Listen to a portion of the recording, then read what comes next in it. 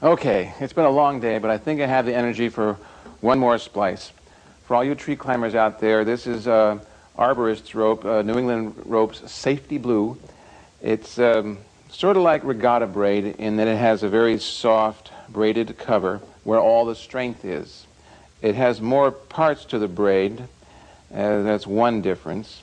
It's very tenacious stuff, very tough rope to splice. It takes real physical effort sometimes, but I'll show you a few tricks to make it a little less physical effort.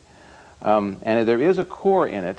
It's just a bundle of parallel filaments, kind of like Stay-Set X, except they aren't there for strength in the rope. They're just there to keep the rope from collapsing on itself, to keep the rope round as it goes over tree limbs and through your ascending gear.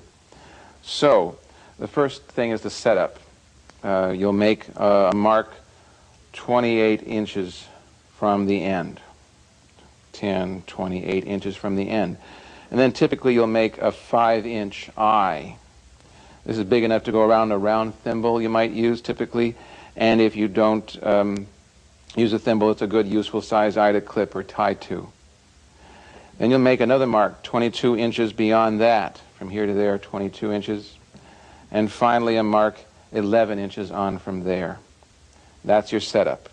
And what's going to happen with this splice is you'll form your eye, here's your tail.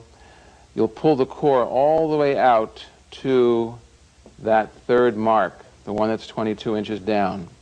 You take the core out there. The cover will come along and overlap the core in this section of the rope, come out here. And just like with the double braid end-to-end splice, you'll taper the cover and the core so they end up overlapping in this area. The two lines will be inside like so. Very good. The first thing we can do is take that core out at that mark. So just like any other rope, we'll bend and wiggle it.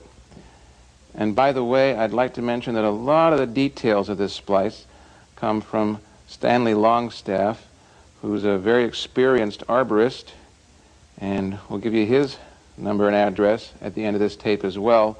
Those of you who want this splicing done, I'd rather Stanley did it than me. Okay, you can see how tough and hard to move this stuff is. We're just trying to get any kind of clearing in the rope so that we can see the core. Ah, there it is. I can just see a glimmer of it now. All right, we got the core coming, or at least